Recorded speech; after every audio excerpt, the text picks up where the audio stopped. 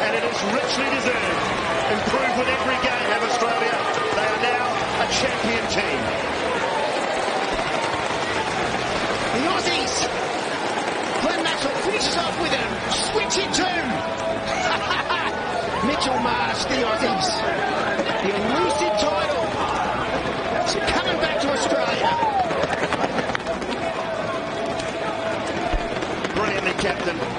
Aaron Finch throughout the tournament has done a superb job with this Australian side.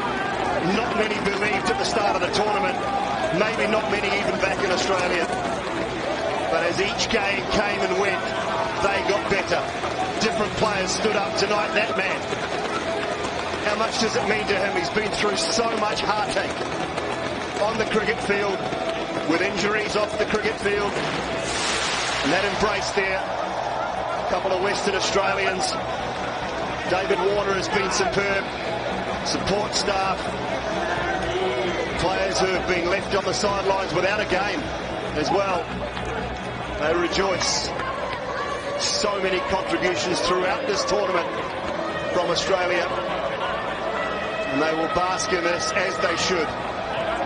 New Zealand, they've made a great contest of it, but tonight they came up against a better side, a better outfit.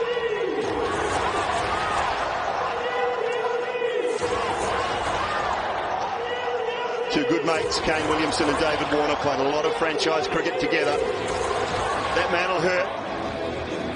He knows what it's like to lose a final of a white ball tournament, that is for sure, and it's happened again. Then Maxwell, what does it mean to him after a stellar year in 2020 cricket as well? He's now got an ICC Men's T20 World Cup winners medal coming his way.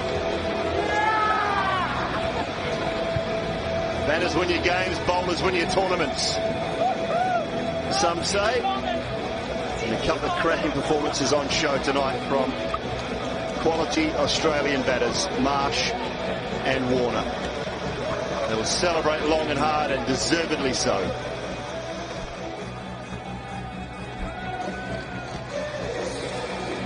The questions that were asked at the start of the tournament. How are things going to come together for the Aussies? And they pieced it together at the right time. So much heartache for the Aussies, and there's been a few guys in there. Dave Warner, Steve Smith in particular. Glenn Maxwell, been so close, but Mitchell Marsh, the man of the moment. How much that means, not just to him, but to everyone around him as well, who knows. He's had to absorb a lot over the last few years. And hasn't he stood up tall? You said you're either on one side or the other with Mitchell Marsh. I bet there's a few more on his side now, back home in Australia tonight. Or early morning, I should say. What have we got? Shane Watson about 4:30, 5 o'clock in the morning. They'll be up. Don't worry about that. They get up for sport, the Aussies. Yes, it's very late there, but the cricket lovers in Australia. And look at that, Justin Langer has known Mitch Marsh since he was a little kid and coached him for such a long period of time. He's been so instrumental in Mitchell Marsh's evolution as a cricketer. And Justin Langer, he's been through the ringer the last 6 months. And then the switch hit from Glenn Maxwell. Just to make the standard. That's my shot. How good. Yeah, superb. See what it means to these guys. See what it means to that man there. A great part he's played in the last 3, 4, 5 months of Australia's T20 resurgence.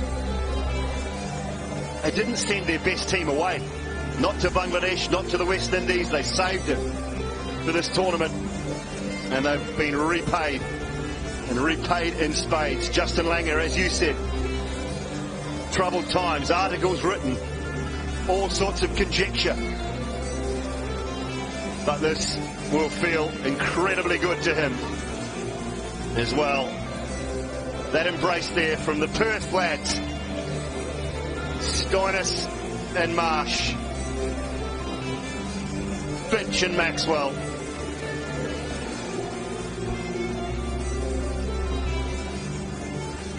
it'll hurt. It'll hurt for Kane Williamson. He played brilliantly tonight.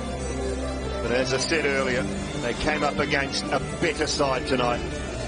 A well-drilled side.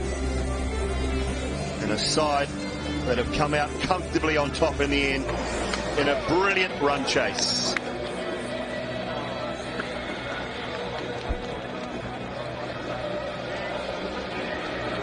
Embraces continue, and Ian Bishop is now sidelined for us to pick up some interviews. Matthew Wade, first of all, what does this mean for you guys and for the nation? Oh, it's huge. Our first T20 World Cup coming in. Felt like a lot of people maybe wrote us off and didn't expect us to get to this moment, but internally we spoke about we could be the first team to achieve this for Australia, and something really, really special. Marcus, what was the key, you think, looking back and reflecting on the start of the tournament? The key, this group of boys, we actually love each other. It is beautiful, this team. I can't wait to keep playing with this team. I'm so proud of them. You won't find bigger supporters of Mitch Marsh than right here, apart from probably his family. We are so happy for him. Go back to the semi-final for me, and your innings right here on this ground. How do you reflect on it now? Yeah, when we sit down and have a few beers tonight, we'll reflect probably closely on that. I think more than my innings, the partnership we spoke about, it means Stoney in the rooms when we were chasing just then. We probably didn't realise that we scored as many runs as we did the other night, and then coming into this game, we felt really confident that if the boys can get off to a good start, then we could contribute at the end. But thankfully, Mitch and Stavey and Maxie at the end there did the job for us. As Stoney said, just so proud of this group. We're stoked. Congratulations to you and the entire team. Natalie Germanis is around here somewhere. Thank you. Guys, congratulations. Wonderful to chat to you after that. Pat, starting with you, how are you feeling? Pretty pumped. I don't think it's really hit me yet. I don't play a game, play a semi, play this. I think once we get back home and get back in there, I think it'll sink in. And a lot of support from back home. I'm getting up at 1 a.m. to watch this game, so great feeling. Mitch, it wasn't the easiest of years for your team. It's been quite a tough lead up to this. How did you guys turn this around to get to this stage? Yeah, it's not been an ideal lead-up, but I think just the closeness of the group. We've had a great time here, albeit locked up, but we've had some great times off the field, getting around one another, and I think that's showed in the way we've played our cricket. We've had everyone contribute, guys off the field, on the field, different guys in different games, and we saw that again tonight. So I think that the closeness of the group has really got us through this tournament, and hopefully that leads into the summer as well. Obviously a lot of responsibilities on your shoulders with the new ball, sometimes towards the back end as well. But how much of a factor is Adam Zampa with the ball, and how easy has he made your job? He's been fantastic. He's been our best bowler, I think, by far for the last couple of years with the white ball, and it's made us really easy. Made it really easy for us quickies to work in around him. I think we're pretty confident in what we do and run off the back of each other when Zamps is doing what he does. I think it just makes the bowling group, really know their role a lot clearer, and we can do our job quite easy, I guess. Pat, in terms of the lengths on these type of wickets, so was that something that you felt worked for you, just sort of keeping it back a bit shorter? Yeah, I think that's a good thing about playing a little bit of IPL over here. Even someone like Joshy Hazlewood coming straight from IPL here just seemed to adapt, really quickly, and felt like we didn't have to get too funky. It was just kind of what we do, I guess, more in the red ball stuff with a few slow balls thrown in. But just really great. It's such a complete squad of 15 guys here, so really happy. Well, congratulations, you two. I can't wipe the smile off your face. I'm sure it's going to be there for a while. Enjoy the win. We're going to go over to Ian Bishop. Cheers. Adam Zampa is here with me, and of course, Adam, your colleagues were just talking glowingly about you. What is it that worked for you in this tournament? I just tried to use my strengths to the best of my ability. I knew the wickets were going to be pretty low. I bowled at good times. We won the toss and bowled first, so it was probably a little bit drier when I was bowling, so I tried to use that to the best of my ability, try to get wickets when we needed them, and try to defend when we needed to do that as well. Glenn, very selfie-feasting from him. Your assessment of him and what he's done? Well, he's been a superstar in this format as well as one-day cricket for a long period of time. I've had the pleasure of having him at the Stars and watching him go about his work for a long time. So to watch him bring it straight into international cricket like there's absolutely no edges whatsoever, he's fitted in so well. And the last 3 years as a leg spinner, I don't think there's many better in the world. For yourself, coming off the sort of domestic or franchise season right here in the UAE, what was that build-up like into this tournament? Yeah, it was perfect. I was able to give myself a few days off before the tournament to really freshen up, and I felt like I was hitting the ball really well. Luckily enough, I wasn't really required a whole heap, but yeah, it was nice to be out there with Bison at the end and get the winning runs. Just a word on the backroom staff who prepare you guys and look after you guys so well, Adam. Yeah, obviously a lot of credit goes to those guys. We've been, been in bubbles for almost 2 years now, and that's takes a toll on everyone, including the staff. So, you wouldn't know with our guys. Our preparation from their side of things has been great, and yeah, it's their win as well. Thank you very much to you to celebrate well tonight. Natalie Germanis has another couple of guests. Steve Smith and Josh Hazelwood joining me. Steve, I'm going to start off with you. You're very experienced. You've been with this team for a while. How much does this mean? Yeah, lots. We've worked hard for a long time. This is a trophy that's eluded us for a very long time. So it's an honour to be out here with the boys and to be able to take that trophy home. It's exceptional. Josh, in terms of the bowling, it's very important, obviously, to get off to good starts. How much pressure was on the bowling unit tonight? Yeah, there's always pressure. I mean, the batters are coming at you from ball one, basically. But I thought we started really well. We kept the power play to, I think around 40.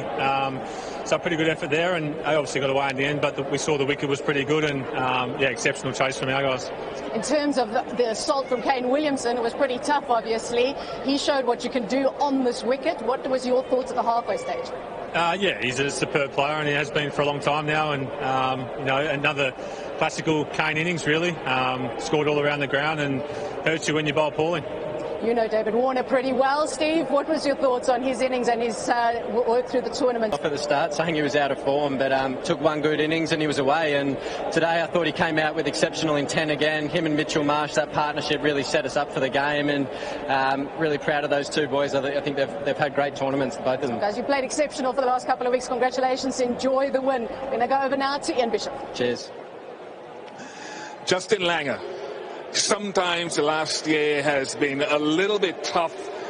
Give me an appreciation of this moment for you.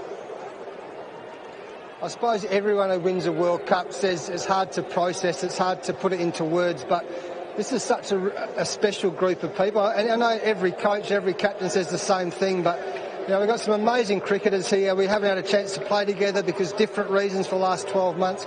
So when we all got back together, it's almost like a reunion. And there's so many close relationships there. It's a very, very special moment for everyone. Not a lot of people from the outside of your circle would have said favourites or the team to win Australia. That didn't come easily off the tongue. What do you feel was the key thing throughout the tournament? Well, we knew that when we came back together how much talent we had, that's for one. I mean, there's enormous talent in this team. When we're in the West Indies and Bangladesh leading into this series, there's a few missing pieces, and Mitch Marsh took one of those pieces. And he's been brilliant, Bish. So we had some real talent there, and we also embraced fun. In these situations where everyone talks about bubble, these guys have had so much fun on and off the ground. And in this form of the game, actually, in the game of cricket, it's important to have fun and enjoy it, right? And the guys have done that, and I think that was a really important part of our success here. I know there are many people. You mentioned Mitch Marsh there. I just want to get two quick thoughts. One on Adam Zampa and what he's done, and Josh Hazelwood. Well, Zamps puts a smile on my face every time because he's a little bit different. He's a little hippie, but he's so competitive and he's been so good in this form of the game. We see leg spinners have an impact around the world, and he's doing that for Australia now. And Josh Hazelwood, well, he didn't play the last World Cup, the one-day World Cup, because he'd had some issues with his back. He's come in here, he's been sublime, so it's just been a great team effort. Congratulations, Justin. A lot of people very happy for you. Well done. Thanks very much. Thank you. Yeah, thanks very much to Ian Bishop, Natalie Germanis and all the Australian players as well. Aaron Finch signs the lens. Thumbs up from the Aussie skipper. They have been successful tonight. Finally got their hands on a trophy that has eluded them.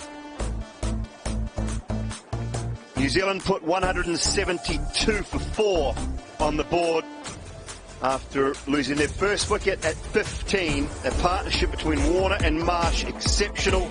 Lost their second at 107, and then it was a partnership of 66 off 45 between Mitchell Marsh and Glenn Maxwell that took Australia home with 7 balls to spare. Bolt, exceptional. 2 for 18 off his 4. From Southey and Ish Sodhi had tough nights. Adam Milne, after a hard first over, came back quite nicely. Santner was good, and just the 1 over for Jimmy Neesham.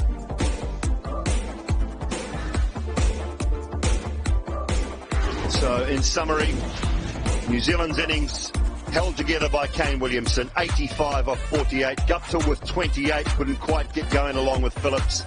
Hazelwood, brilliant. Zampa also brilliant, 1 for 26. Australia 173 for 2. Marsh 77, Warner 53. They've won by 8 wickets. We will take a short break here at the Dubai International Stadium. And we are going to stay with you here in Dubai because we have seen Australia brutally demolish New Zealand this evening in this final.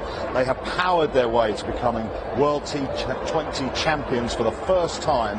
That, Sam Curran and Rob Key, was just brutal, really, wasn't it? Particularly with the bat.